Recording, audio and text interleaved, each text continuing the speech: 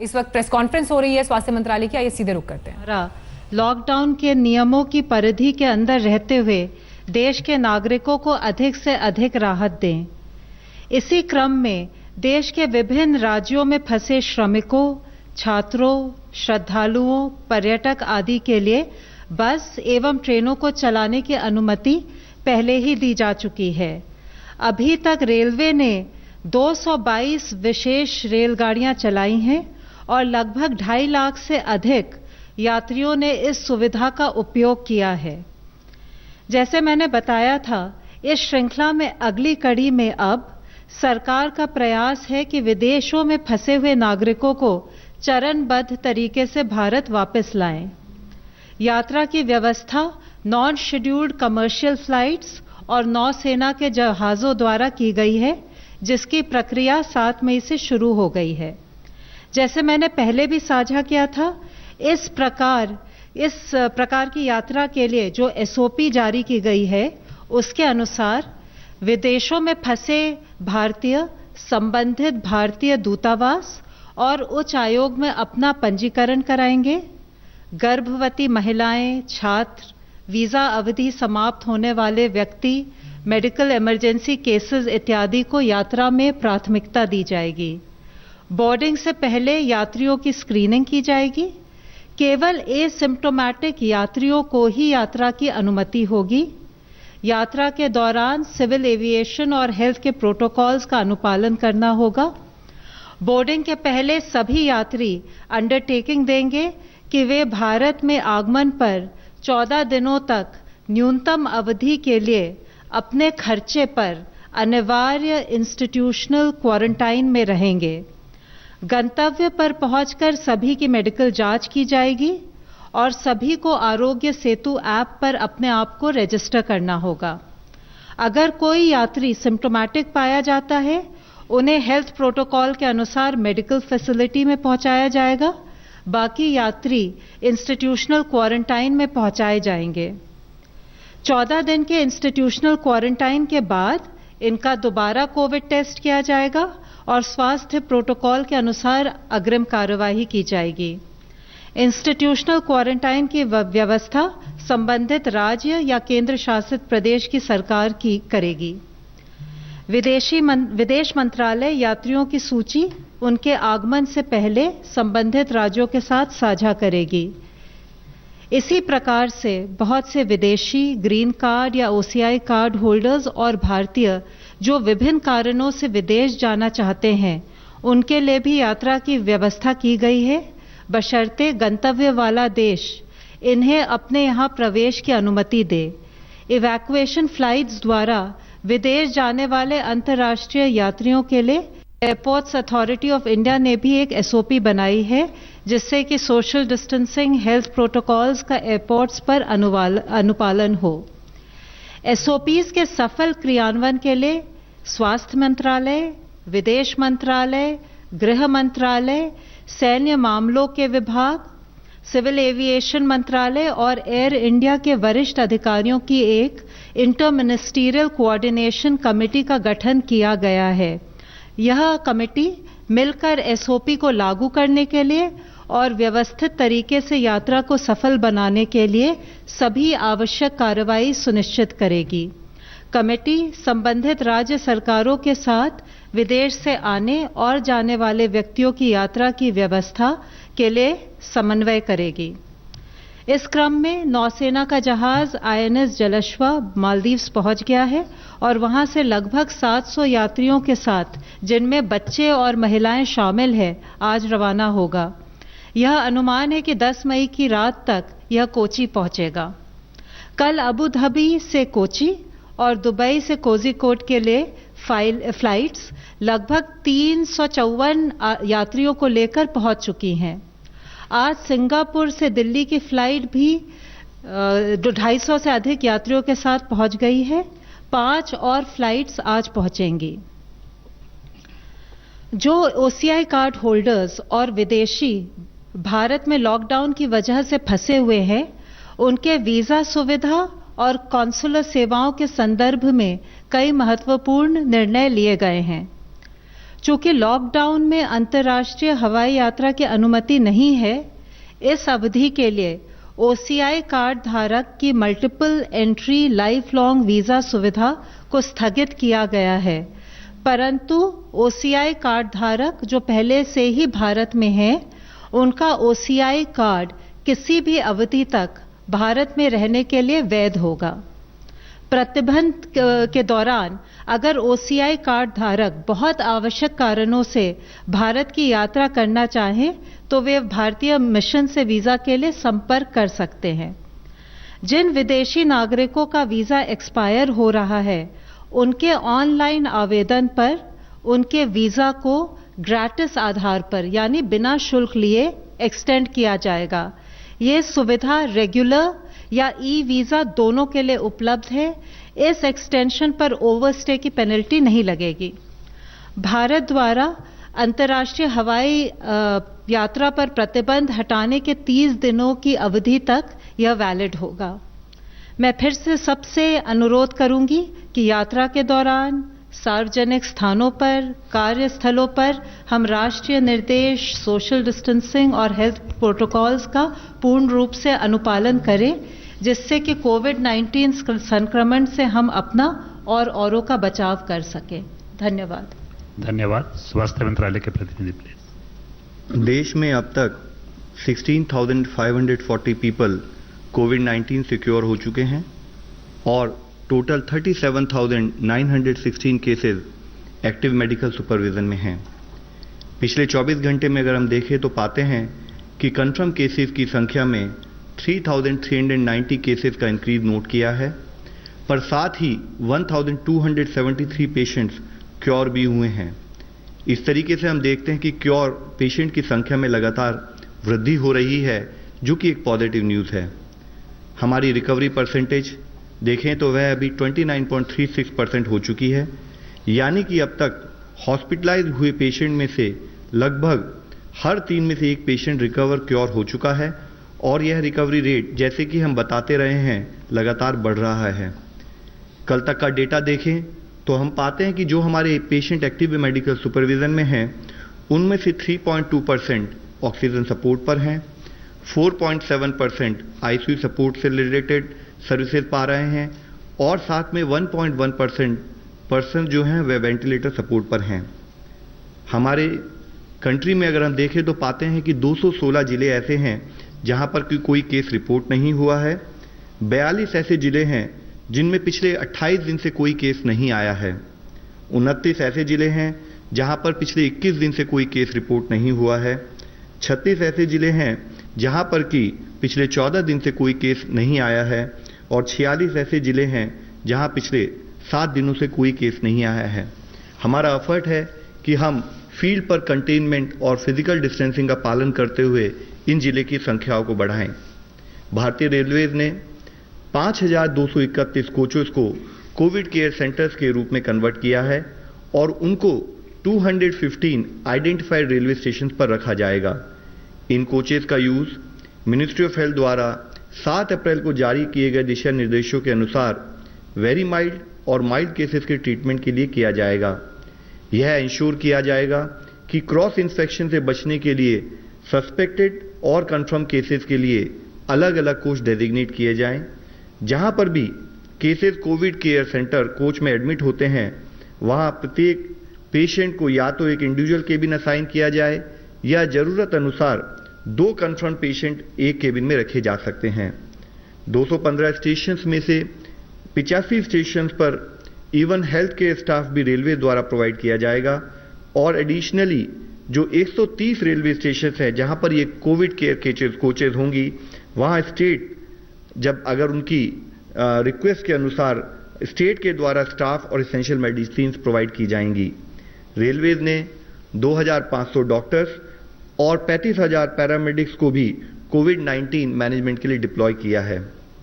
इसके साथ ही आईसीएमआर ने प्रोजेक्ट प्लेसिड के तहत प्लेसिड यानी phase 2 open label randomise control trial को उनको नेशनल एथिक्स कमेटी से मंजूरी मिल गई है, जिसके तहत आईसीएमआर कॉन्वलेसेंट प्लाज्मा की सेफ्टी और एफिकेसी को असेस करने के लिए क्लिनिकल ट्रायल्स 21 हॉस्पिटल में करेगा, जिसमें से कि 5 अस्पताल महाराष्ट्र से हैं, 4 गुजरात से हैं, राजस्थान, तमिलनाडु, मध्य प्रदेश और उत्तर प्रदेश से 2-2 अस्पताल हैं। साथ ही पंजाब, कर्नाटका, तेलंगाना, चंडीगढ़ से 1 अस्पताल है।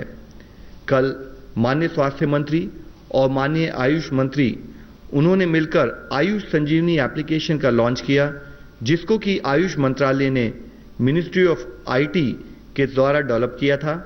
साथ ही 2 इंटरडिसिप्लिनरी क्लिनिकल रिसर्च स्टडीज जो एक जॉइंट इनिशिएटिव के रूप में आयुष मंत्रालय, मिनिस्ट्री ऑफ हेल्थ और ministry of science and technologies ICMR के साथ मिलकर उसको भी लॉन्च किया गया। इन स्टडीज का मुख्य उद्देश्य है कि आयुर्वेदा को प्रोफाइलैक्सिस के लिए रूप में कैसे इस्तेमाल किया जाए और उसको स्टैंडर्ड केयर फॉर कोविड-19 से संबंधित एडिशनल सपोर्ट के रूप में कैसे यूज किया जा सकता है। इसी के तहत दूसरी स्टडी के द्वारा population based intervention on the impact of Ayush based prophylactic intervention, जो कि आयुर्वेद का इस्तेमाल कोविड-19 के प्रिवेंशन में हाई रिस्क पॉपुलेशन को स्टडी करेगा। माननीय स्वास्थ्य मंत्री जी ने तमिलनाडु, केरल, कर्नाटका और तेलंगाना के राज्य स्वास्थ्य मंत्रियों से भी उनके प्रिपेयर्डनेस और कंटेनमेंट एफर्ट्स की समीक्षा की। इससे पहले माननीय स्वास्थ्य मंत्री ने यूपी, उड़ीसा, वेस्ट बंगाल, गुजरात और महाराष्ट्र के स्वास्थ्य मंत्रियों के साथ भी वीडियो कॉन्फ्रेंस के द्वारा बातचीत की और उन्होंने कहा कि राज्यों को हर संभव मदद दी जाएगी। उन्होंने यह भी कहा कि अन्य राज्यों से आने वाले माइग्रेंट वर्कर्स की उचित क्वारंटाइन व्यवस्था हर जिस स्टेट में वह लौट रहे हैं वहां की जाए और सारी यानी कि सीवियर एक्यूट रेस्पिरेटरी इलनेस और इन्फ्लुएंजा लाइक इलनेस केसेस की सैंपलिंग और टेस्टिंग की उसको बढ़ाया जाए, उसकी आवश्यकता पर भी उन्होंने बल दिया। माननीय स्वास्थ्य मंत्री जी ने रेड क्रॉस वॉलंटियर्स द्वारा देश में किए जा रहे रिलीफ मटेरियल के डिस्ट्रीब्यूशन को भी वर्ल्ड रेड क्रॉस डे पर सराहना की। स्वास्थ्य मंत्रालय ने विदेश से लौटने वाले कॉन्टैक्ट्स, आइसोलेशन ऑफ सस्पेक्ट्स या कंफर्म केसेस के लिए राज्यों में फैसिलिटी क्वारंटाइन, फैसिलिटी आइसोलेशन के लिए hotels, service apartment, lodges etcetera के यूज करने के लिए भी अतिरिक्त दिशा निर्देश जारी किए हैं। यह services clinically assessed pre symptomatic और वेरी माइल्ड केसेस के लिए प्रोवाइड की जा सकती है, जिसके तहत जो लोग जिनके यहाँ पर रिक्वायर्ड होम आइसोलेशन की फैसिलिटीज अवेलेबल नहीं है वह इसका इस्तेमाल कर सकते हैं। लेकिन इसके लिए जरूरी है कि जो भी ये होटल हों उनमें इन हाउस फैसिलिटी हो एक ट्रेन डॉक्टर और नर्स की, और जो उन सस्पेक्ट और कॉन्टैक्ट केसेस को वहां पर रेगुलरली मॉनिटर करें, साथ में डिस्ट्रिक्ट सर्विलेंस ऑफिसर के टच में रहते हुए उनकी हेल्थ स्टेटस के बारे में रेगुलरली बताते रहें। एक लैब से उनका प्रॉपर टाई अप होना चाहिए। साथ ही वाईफाई फैसिलिटी के द्वारा आरोग्य सेतु एप्लीकेशन का इस्तेमाल उन पर्टिकुलर सस्पेक्ट और पेशेंट कंफर्म केसेस द्वारा किया जाना चाहिए। जो भी लिनन, टॉवल या जो भी रूम का इस्तेमाल हो उसको रेगुलरली डिसइंफेक्ट किया जाए और सारी infection prevention and control guidelines का फॉलोअप किया जाए। इसके साथ ही जब माइग्रेंट वर्कर्स अपने रेस्पेक्टिव स्टेट्स में वापस लौट रहे हैं, इस बात पर एम्फेसिस होना बहुत जरूरी है कि मूवमेंट के दौरान उनको इन्फेक्शन प्रिवेंशन मैनेजमेंट से संबंधित सभी प्रिकॉशंस का फॉलोअप हो, जैसे कि ऑर्गेनाइज किया गया हो, वह चाहे होम क्वारंटाइन हो या फैसिलिटी क्वारंटाइन हो, सभी नियमों का पालन किया जाए। यह कार्य करते समय माइग्रेंट वर्कर्स, उनसे हमारी रिक्वेस्ट है कि वह समझें कि जो भी एफर्ट्स किए जा रहे हैं वह उनकी, उनके परिजनों की तथा उनके शहर और उनके गांव की रक्षा के लिए हैं। सभी डूज एंड डोंट्स का पालन किया जाए। सभी लोग physical distancing, hand hygiene, respiratory hygiene और रिक्वायर्ड सैनिटेशन और एनवायरमेंटल हाइजीन का एक बिहेवियरल चेंज के रूप में अपनी लाइफ में पालन करें। वह क्वारंटाइन की गाइडलाइंस का अमल करें और अपने लोकल एडमिनिस्ट्रेशन का सपोर्ट करें। धन्यवाद। धन्यवाद। अनंत प्रकाश पांडे, इंडिया टीवी।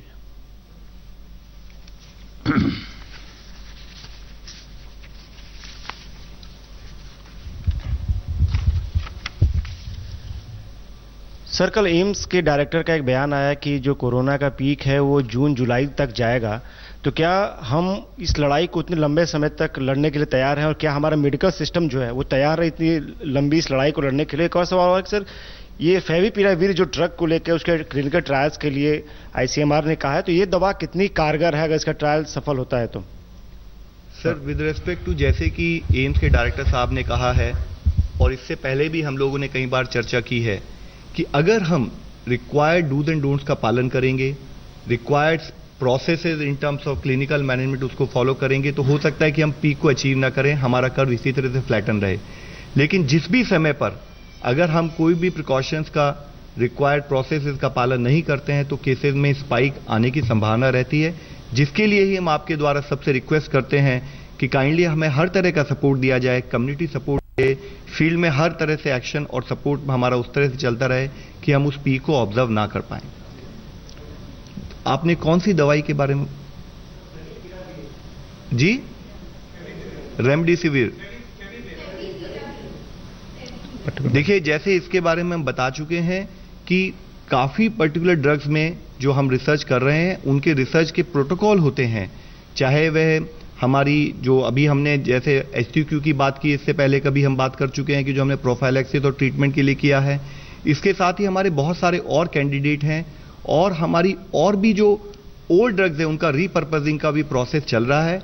उनके रिजल्ट आने में टाइम लगता है, जैसे ही कोई रिजल्ट आएगा पॉजिटिव हम भी उसी हर्ष और उल्लास से आपके साथ उसको शेयर करेंगे। मिस्टर नितिंदर, दूरदर्शन। सर, आप मुंबई का दौरा करके आए हैं।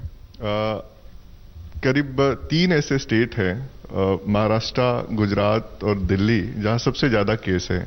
तो क्या इन केस में आप कांटेक्ट ट्रेसिंग कर पा रहे हैं या सोर्स ट्रेसिंग कर पा रहे हैं? क्या ये आउटब्रेक है या फिर ये कम्युनिटी ट्रांसमिशन है या क्या है? क्या वजह है कि इतनी सारी केसेस आ रहे हैं? सेकंड क्वेश्चन मेरा रिसर्च से रिलेटेड है कि जो टेस्टिंग किट है जो भारत में भी बना रहा है, CSIR डेवलप कर रहा है, वो कब तक आ जाएगा? और ये जो रैपिड टेस्टिंग किट की बात हो रही थी उस पे सर्विलांस में कितना मदद मिलेगा अगर इस तरह की चीजें आएंगी तो?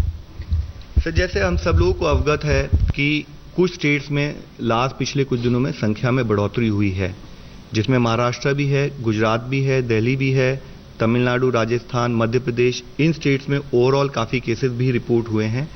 हमारे लिए ज़रूरी है कि government of India state government के साथ कोऑर्डिनेट करते हुए किस तरह से हम अपने कंटेनमेंट एफर्ट्स को और स्ट्रेंथन करें ताकि हम उन केसेस की उनमें जो प्रोग्रेस हो रही है उसको हम रोक पाएं। जिसके लिए ज़रूरी है कि हमारे कंटेनमेंट एफर्ट्स बहुत ही स्ट्रिंजेंट हों और साथ में जितने भी हमारे प्रोसेसेस हमने बताए in terms of physical distancing उसका फील्ड लेवल पर प्रॉपर तरीके से पालन हो। With respect to research and rapid diagnostic kits, हम लोगों ने इससे पहले भी इसके बारे में बात की है कि जब कुछ रैपिड डायग्नोस्टिक किट से संबंधित उनकी एफिशिएंसी और एफिकेसी के ऊपर कुछ कंप्लेंट आई थी तो उसके साथ ही आईसीएमआर ने उसको एग्जामिन किया और उसको एग्जामिन करते हुए डिटेल्ड गाइडलाइन जल्दी ही इशू करेंगे। ऑनलाइन क्वेश्चन है, is the home ministry considering to open restaurants, street corners, eateries, sweet shops etcetera in June first half in a graded manner? This is from Sunday Guardian, Navtan Kumar. I think it is too early to comment on this. Okay, Mr. Pranay Upadhyay, ABP News. Sir, आप लोग समय समय पे ये mathematical modelling और assessment करते रहे हैं कि नंबर कितना हो सकता है, किस तरीके से ग्रोथ रेट होगा। जो जून और जुलाई में पीक की बात की जा रही है तो आपका मौजूदा आकलन इस समय क्या है कि कितने तक नंबर जा सकता है? और आज अगर करीब करीब 3,500 सवा 3,000 के केसेस रोज आ रहे हैं तो हम कितने केसेस एक्सपेक्ट कर सकते हैं अगर पीक जून जुलाई में आता है तो? और इसी से जुड़ा हुआ है कि भारत में लोग जो इस चीज को लेके चिंतित हैं तो क्या आप उन्हें सलाह देंगे कि जब पीक आएगा तो इससे ज्यादा क्या कॉशन और लिया जाना चाहिए? और दूसरा सवाल मेरा होम मिनिस्ट्री से है कि जिस तरीके की औरंगाबाद में घटना हुई है, मजदूर जो है रेलवे की पटरी पे मारे गए हैं, इस तरीके की घटनाओं को रोकने के लिए क्या कुछ रिवाइज गाइडलाइंस दी गई हैं कि मजदूरों तक ये कम्युनिकेशन जाए कि रेल में ट्रेनें चल रही हैं इसलिए वो पटरियों पर पैदल न चलें? तो पहले प्रश्न के जवाब में मैं आपको बताना चाहूंगा कि सबसे पहले हमें यह समझना है कि कॉन्सेप्ट ऑफ पीक हम किस विषय में बात कर रहे हैं। तो हमें यह समझना पड़ेगा कि जब हम कोई एनालिसिस करते हैं और जितना आप डिफरेंट टाइप के एनालिसिस इस टाइम डिफरेंट ऑर्गेनाइजेशन ने दी है तो कुछ हजार से लेकर कई करोड़ तक केसेस का आकलन उन्होंने प्रोजेक्शन में दिया है। हमें ये समझने की ज़रूरत है कि जब हम कोई एनालिसिस करना चाहें उस केस में, उसके वेरिएबल्स इस टाइम इतने ज़्यादा हैं कि उसके कारण से ही जो ये फिगर्स जो डिफरेंट ऑर्गेनाइजेशन प्रोड्यूस करते हैं वो इतनी ज़्यादा होती हैं, इतनी वाइडली वेरिंग होती है कि उसके बेसिस पर एक फील्ड एक्शन को डिटरमिन करना I think it will be slightly difficult. तो उसके लिए ज़रूरी है कि हम क्या करें, हम ये आइडेंटिफाई करें कि आज हमारे केसेस किस गति से बढ़ रहे हैं, यानी कि हमारा प्रेजेंट आकलन जिसको हम चाहे ग्रोथ रेट ऑफ केसेस बोल सकते हैं या हम उसको डबलिंग रेट बोल सकते हैं, जो उसका इन्वर्स है, यानी कि कितने दिन में केसेस डेवलप हो रहे हैं। तो उसके बेसिस पर अगर हम एनालिसिस करते हैं तो हम पा ही रहे हैं कि जैसे करीब 10 दिनों में हमारा आज डबलिंग रेट नोट किया जा रहा है। और उससे लिंक इशू ये है कि अगर हम एक पर्टिकुलर डबलिंग रेट नोट करते हैं तब हम ये एनालिसिस करना जरूरी है कि किन पर्टिकुलर प्रांतों में, किन जिलों में या किन सिटीज़ में वह रेट जो है वो उससे ज़्यादा है या उस रेट के संबंधित हमारी गाइडलाइंस के तहत वहाँ पर कुछ और एडिशनल एफर्ट्स करने की ज़रूरत है। तो जब हमारा ये आकलन होता है तो हमारा पूरा एफर्ट ये होता है कि कैसे हम अपने डबलिंग रेट को और बढ़ाएं, कैसे उनकी दिनों की बढ़ोतरी हो, और उसी के कंसर्न इफेक्ट में आप पाते हैं कि हम स्टेट्स के साथ कोऑर्डिनेट करते हैं। जैसे अभी आपने मुंबई के बारे में जिक्र किया, उसी तरीके से हम स्टेट से रिक्वेस्ट करते हैं, उनके साथ मिलके प्लान करते हैं कि कैसे हम उन केसेस की संख्या को कम कर सकें, जिसमें हमारा मेजर एफर्ट प्राइमरीली होता है कि हम कंटेनमेंट एफर्ट्स को और स्ट्रॉन्ग करें। इसमें यह समझने की ज़रूरत है कि आज अगर हम लोग कलेक्टिवली इस दिशा में काम करते रहें तो जिस तरीके से जो केसेस का ग्राफ हमें मिल रहा है, शायद कुछ हद तक अगर हम इसको मैनेज कर पाएंगे, ये सिचुएशन दिखती है, आराम से हम इसको मैनेज कर सकते हैं, दिखती है। लेकिन लिंक चैलेंज हमेशा ये रहा है, जैसे हम कई बार बोला है कि हमारी प्रतिदिन की बैटल है। तो अगर हम इन्फेक्शियस डिजीज मैनेजमेंट के एंगल से देखें तो एक भी स्थान में हमारी कोई भी फेलियर वह हमारे ओवरऑल एफर्ट को इम्पैक्ट करती है। तो जरूरी है कि जो भी एफर्ट हम करें, चाहे वो किसी जिले में हो, चाहे वो किसी सिटी में हो, वो एफर्ट में हमारे 100% आउटपुट आना बहुत जरूरी है। तो ये बहुत इंपॉर्टेंट इशू है कि हमारे फील्ड फंक्शनरी, हमारा कम्युनिटी सपोर्ट उसी इंटेंसिटी और उसी विगर के साथ बना रहे। Reema Prashar, Indian news.